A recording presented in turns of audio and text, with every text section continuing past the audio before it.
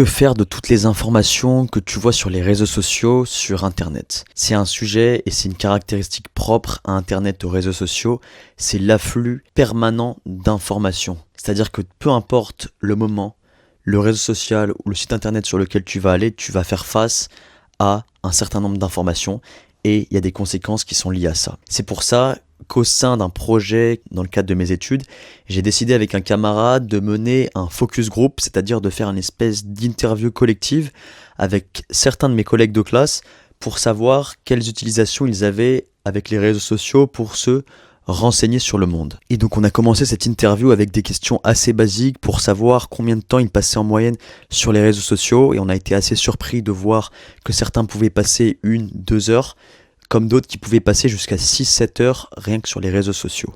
Mais ce que je veux aussi te dire, c'est que pour eux comme pour toi, vous pouvez tout à fait réduire drastiquement votre temps passé sur les réseaux sociaux et votre temps passé sur les écrans. C'est une chose que j'ai réussi à faire, c'est à la portée de tous. Et après ces questions basiques pour s'échauffer collectivement, il y a un élément qui m'a surpris très rapidement. C'est l'utilisation des réseaux sociaux chez chacun et le FOMO, la peur de manquer de l'information qui concernait à peu près tout le monde. Chacun et de plus en plus se renseigne parfois exclusivement grâce aux réseaux sociaux. C'est le cas peut-être pour toi, c'est le cas de beaucoup de personnes aujourd'hui. On se renseigne maintenant quasiment en permanence via Instagram, via Twitter, via YouTube. Et donc, cet influx d'informations qui est lié aux réseaux sociaux, ça peut créer, et c'est ce qui a d'ailleurs été prouvé par cette espèce d'analyse sur mes camarades de classe, ça peut créer une anxiété de manquer de l'information et aussi une surcharge d'informations qui va créer très souvent une fatigue informationnelle. Et donc, le fait d'avoir trop d'informations, ça va créer une fatigue mentale, alors qu'on n'aura même pas fait d'effort physique. Et cette fatigue mentale, elle peut aussi inciter à un scroll beaucoup plus compulsif. C'est-à-dire que pour éviter toutes ces informations qui demandent parfois une certaine réflexion, et comme notre cerveau est déjà surchargé par toutes les distractions, les notifications, les informations, eh bien, notre comportement va être facilité, va être poussé vers le scroll qui est très souvent infini. Et le gros problème avec ça, c'est qu'on veut rien manquer. On veut être au courant de toutes les actualités qui se passent en permanence à travers le monde. Mais il y a une chose majeure qu'on oublie, et que tu oublies certainement, c'est que ton cerveau, il est limité.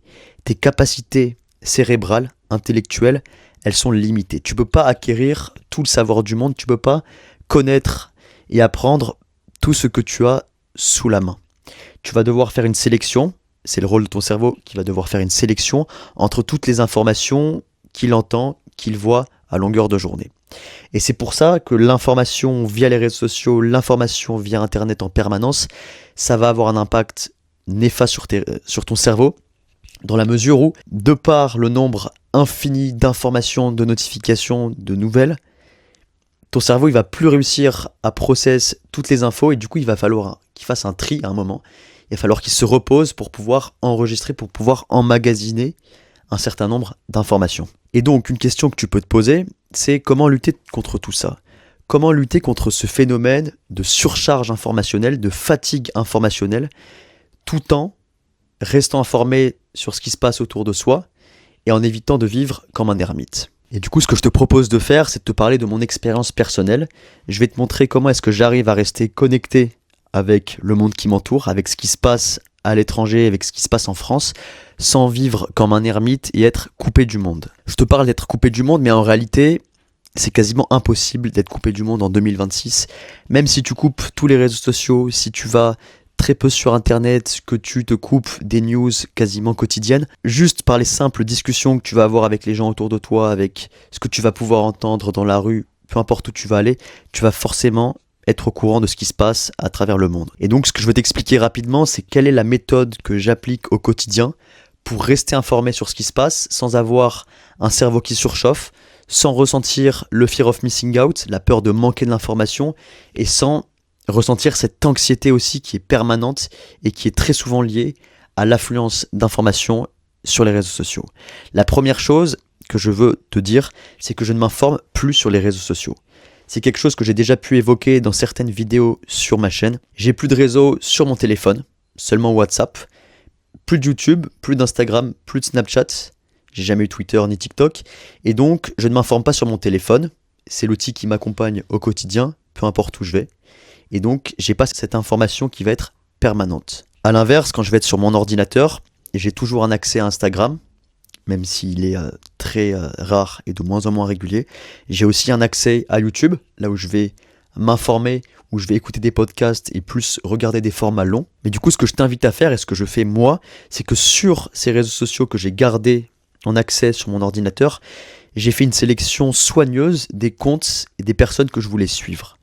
Du coup, il n'y a plus cette infinité d'informations, cette infinité de relais, étant donné que sur YouTube, je vais être abonné à, je pense, une vingtaine ou trentaine de comptes, et que les informations que je vais voir, les vidéos qui vont apparaître dans mon feed, elles vont être vraiment orientées vers ce qui m'intéresse.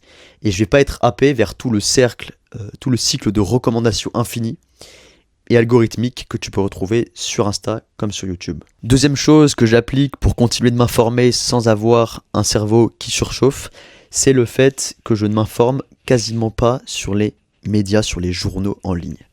J'ai beau être intéressé par tout un type de journaux en ligne, en réalité, je vais très peu dessus parce que d'une part, j'ai très peu le temps d'aller dessus et parce que d'autre part, je pense que c'est pas forcément la meilleure solution pour rester informé, étant donné qu'on va souvent et que tu vas souvent avoir une lecture assez compulsive, tu vas regarder la plupart des unes d'actualité sans réellement rentrer dans le détail, rentrer en profondeur. Et même quand tu vas choisir un article bien précis, il y a beaucoup trop de distractions selon moi sur internet qui vont faire que tu vas très vite t'échapper, sortir de sujets qui t'intéressaient pour tomber sur des thématiques, des choses qui n'étaient pas forcément des choses que tu avais en tête, que tu avais envie de regarder. Et donc c'est une des raisons principales qui fait que je me renseigne très peu sur internet, que je lis très peu l'actualité sur les journaux en ligne. Et en réalité, et je le vois avec la plupart des gens qui sont dans ma classe, beaucoup se renseignent en permanence sur les médias en ligne. Ça peut parfois devenir une addiction avec une utilisation très compulsive de ces médias, de toujours et sans cesse vouloir être au courant de ce qui se passe dans le monde. C'est comme une forme aussi de pression sociale, peut-être le fait de sans cesse être au courant de ce qui se passe, de ne pas rater une nouveauté, une actu, par peur de passer pour un con ou pour quelqu'un qui est complètement en retard sur l'actualité. Donc cette pression sociale, c'est quelque chose, je pense, que j'ai réussi un petit peu à retirer de mon quotidien, de ma vie. C'est quelque chose que tu peux retirer si tu justement appliques cette méthode, ces principes. Et à la place de peut-être regarder l'actualité régulièrement, parfois trop souvent sur ton ordi, sur ton téléphone, tu peux, par exemple, prendre et lire l'actualité sur un journal format papier. Alors j'en ai pas pris pour la vidéo, mais très souvent, je me rends à la bibliothèque de ma ville avec un abonnement qui coûte très peu cher à l'année. Et ce que je vais faire, c'est que je vais prendre des journaux papier et lire des sujets en profondeur. Et du coup, ça va m'éviter d'aller sur les médias, sur les journaux en ligne, d'être sapé dans la bulle, dans le cycle infini du scroll, de l'actualité, d'avoir mon cerveau qui surchauffe.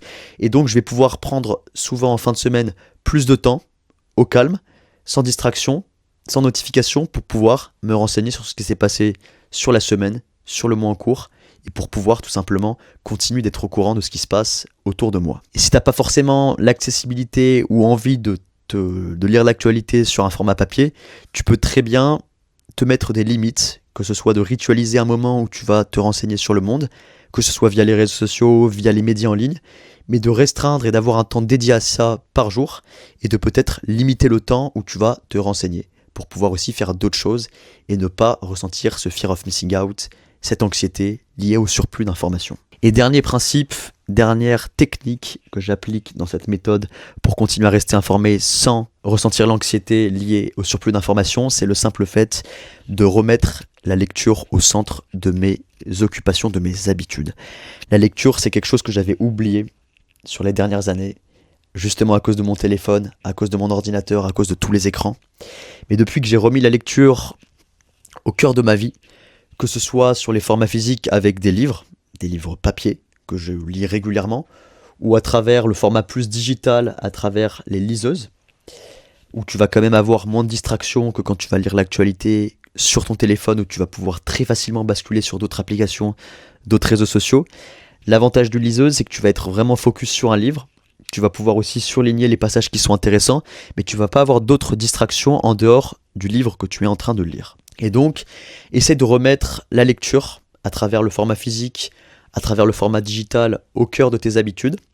N'oublie pas que c'est aussi en lisant, lorsque c'est le travail qui a été fourni après plusieurs mois d'écriture, plusieurs années d'écriture, et que c'est vraiment des sujets qui sont traités en profondeur. Oublie pas que c'est aussi comme ça que tu vas pouvoir te renseigner sur le monde, devenir plus cultivé, et aussi tout simplement plus éveillé sur ce qui se passe autour de toi. J'en ai fini avec cette méthode, ne plus m'informer sur les réseaux, m'informer très rarement sur les médias en ligne et remettre la lecture au cœur de mon quotidien. Je dis pas que c'est la méthode ultime, je dis pas qu'il faut absolument que tu fasses ça pour lutter justement contre ces phénomènes liés à l'afflux infini d'informations. Je dis juste que en tout cas ça marche sur moi, ça marche sur ma vie. Ça fait qu'aujourd'hui je suis quelqu'un qui a le cerveau peut-être plus apaisé, je suis quelqu'un d'assez peu anxieux, notamment parce que je limite ma consommation sur les réseaux sociaux, je me renseigne sur ce qui se passe mais pas en permanence. Et donc je suis pas sans cesse anxieux, sans cesse éveillé par rapport à ce qui se passe et sans cesse soumis à la pression sociale de vouloir tout savoir à n'importe quel moment. Je dis juste voilà qu'il y a différentes façons de se renseigner sur le monde, différentes façons de savoir ce qui se passe. C'est les méthodes que je t'ai montrées juste avant. Et la chose, à mon avis, qu'il faut que tu gardes absolument en tête, si c'est une chose qu'il faut garder en tête avant de quitter cette vidéo, c'est qu'il faut que tu privilégies la qualité à la quantité. La quantité, c'est quelque chose qu'on nous a incité à suivre tout au long de notre vie.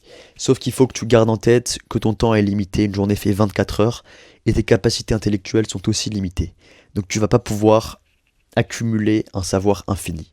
A l'inverse, si tu privilégies la qualité, si tu privilégies peut-être des temps moins fréquents, mais plus de qualité, où tu vas plus traiter les sujets en profondeur pour apprendre des nouvelles choses, et bien peut-être que d'une part, tu apprendras plus de choses parce que tu laisseras aussi le temps à ton cerveau de process l'information, mais peut-être qu'aussi tu seras tout simplement plus heureux et plus épanoui. Je termine cette vidéo avec la communauté gratuite que j'ai créée qui s'appelle Esprit Libre. Le lien est en description. Justement, cette thématique, comme toutes les thématiques que je traite sur ma vidéo, ça fait partie du cœur de cette communauté. L'objectif, c'est pas simplement de sortir de ton addiction aux écrans, aux réseaux sociaux, mais c'est plutôt d'essayer de tous ensemble créer un espace de stimulation où on va pouvoir s'entraider, se donner des conseils, des bonnes pratiques pour, au-delà de sortir d'addiction au téléphone, tout simplement mener une vie plus épanouie, plus heureuse et plus intense. On se dit à la semaine prochaine pour une nouvelle vidéo.